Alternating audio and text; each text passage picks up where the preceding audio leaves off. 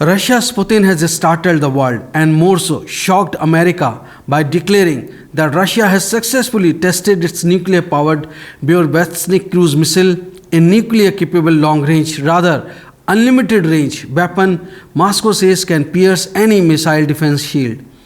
President Vladimir Putin says that Russia will move towards deploying the weapon. The test, alongside a nuclear drill last week, sends a message that Russia, in Putin's world, will never bow to pressure from the West over the war in Ukraine as US President Donald Trump takes a tougher stance against Russia to push for a ceasefire. If you recall, national defense stories in our analysis, we time and again said that US President Donald Trump's stand on stopping the Russia-Ukraine war is a farce. US intelligence and deep state of United States is worried about the Putin's hypersonic and cruise missile systems and would always want to contain Russia by forcing it to keep engaged in war with Ukraine. Moving back to the Burevestnik cruise missile test, Russia's top general Valery Gerasimov, chief of the general staff of Russia's armed forces, told Putin that the missile traveled 14,000 kilometers, which is 8,700 miles, and was in the air for about 15 hours when it was tested on October 21st. Russia says that 9M730 Burevestnik, the Storm Petrel, which Russia calls a flying Chernobyl also, and dubbed the SSC X-9 Skyfall by NATO, is invincible to current and future missile defenses, with an almost unlimited range and unpredictable flight path. I'm talking about the testing of the Burevestnik unlimited range cruise missile with a nuclear power plant. I know that I have a report, and industry as a whole is not aware of the Ministry of Defense's assessments. This is, after all, a unique product, one that no one else in the world has. Moreover, I remember vividly when we announced that we were developing such a weapon, even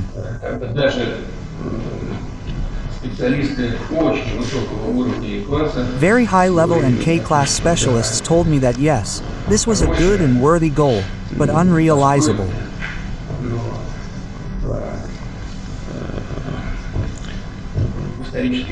In the near future,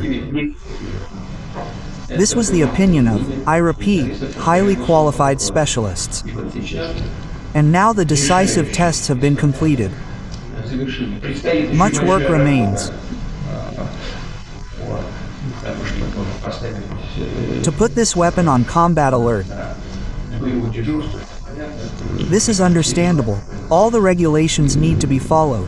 But nevertheless, they will now achieve their key objectives, as far as I understand, and I would like to hear the opinion of the Chief of the General Staff. Comrade Skovanovich, such a test was conducted on October 21st. Indeed, its difference from previous tests was that the missile flew for several hours, during which it covered a distance of 14,000 kilometers. And that's not the limit.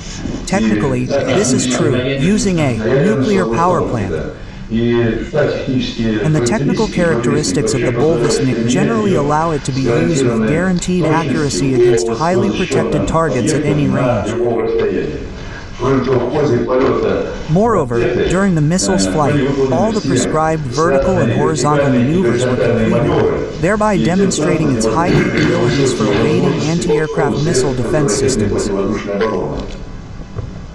How many thousands of kilometers? 14,000, and it was in the air for, well, about 15 hours. 15 hours, and that's not the limit. Not the limit, yes.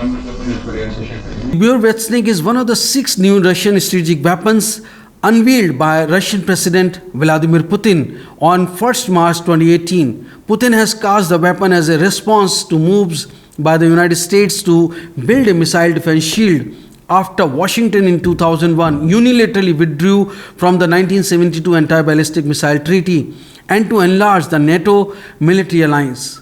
Putin said that he had once been told by Russian specialists that the weapon was unlikely to ever be possible, but now he said its crucial testing had been concluded. He told Gerasimov, a trusted wartime commander, that Russia needed to understand how to class the weapon and prepare infrastructure for deploying the Burevestnik. Valery Vasilievich, to determine what this is, what class of weapon this new system belongs to. We need to, determine the Air Force, determine the possible methods of use, and begin preparing the infrastructure for deploying this weapon in our armed forces.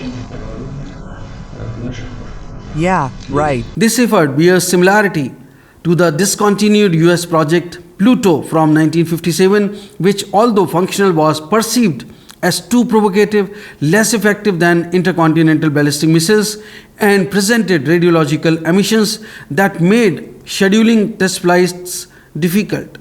A cruise missile has the advantage over a ballistic missile of being maneuverable and able to fly under and around missile defense radars and interceptors. However, conventional rocket-propelled missiles have a limited flight time and range.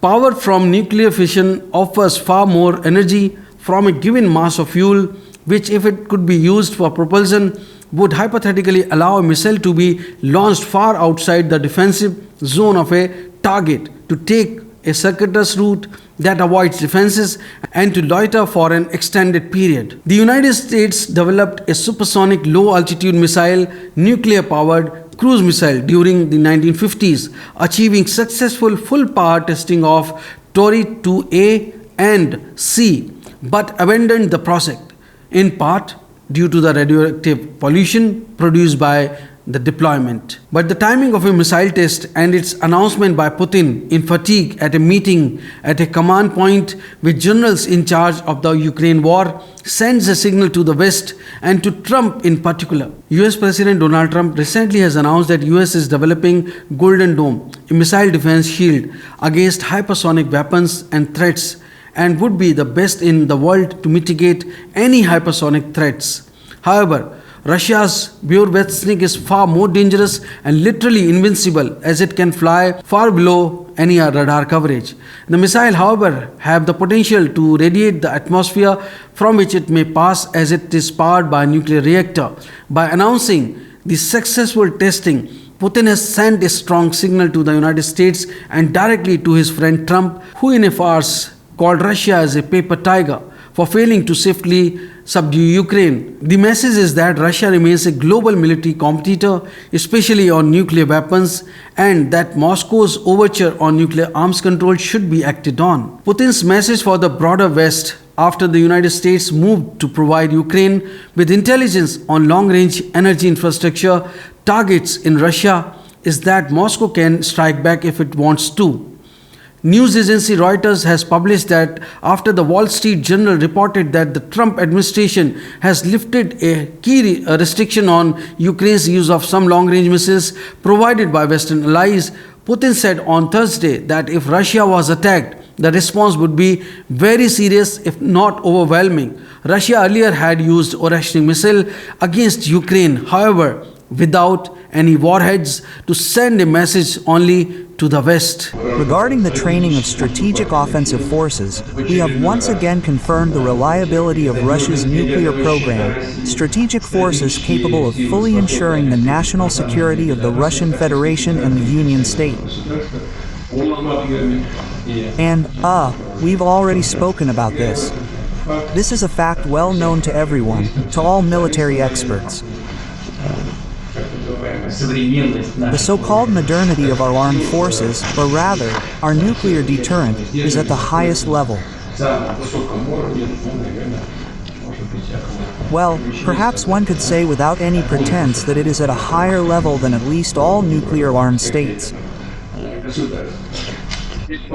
Gerasimov said that the Burevestnik missile had flown on nuclear power and that the test had been different because it flew for such a long distance, though the range was essentially unlimited. He said it would defeat any anti-missile defense system. According to a Russian newspaper, the missile was developed by All-Russian Scientific Research Institute of Experimental Physics in Sarov, and it is manufactured by NPO Ekaterinburg. According to another Russian newspaper, Burevestnik will be adopted by the Russian military no sooner than 2027. Its adoption will not violate the terms of the Nuclear Arms Reduction Treaty between the United States and the Russian Federation, which is the New START, which Russia suspended but did not leave on February 2023. I think it was on 21st February 2023. Interestingly, despite credible intelligence, the West, including United States, was confused about the Burevestnik testing for many years. On 9th August 2019, the Russian Nuclear Energy Agency Rosatom confirmed a release of radioactivity at the state's Central Navy testing range and stated it was linked to an accident involving the test of an isotope power source for a liquid-fueled rocket engine. 5 weapons scientists were killed in the accident.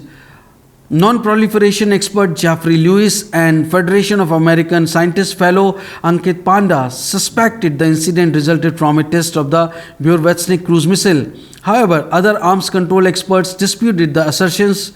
Ian Williams of the Center for Strategic and International Studies and James Acton of the Carnegie Endowment for International Peace expressed skepticism over Moscow's financial and technical capabilities to field the weapon, while Michael Kaufman of the Wilson Center concluded that the explosion was probably not related to Burevestnik.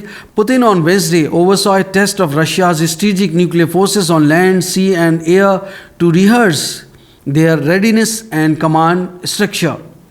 Gerasimov said that the training launches of the Yars and Sneva intercontinental ballistic missiles had been completed along with 2 Kh-102 air-launched cruise missiles. Russia is far ahead than the United States of America in hypersonic cruise missiles and anti-ballistic missile systems, and America doesn't has any air missile defense system against the Russian attack if it happens in future. What do you say about the testing of Burevestnik missile? Do write in the comment box, and from which part of the world you're watching this story, let me know. Thanks for watching National Defense. Stay tuned. Jai Hind, Vande Mataram.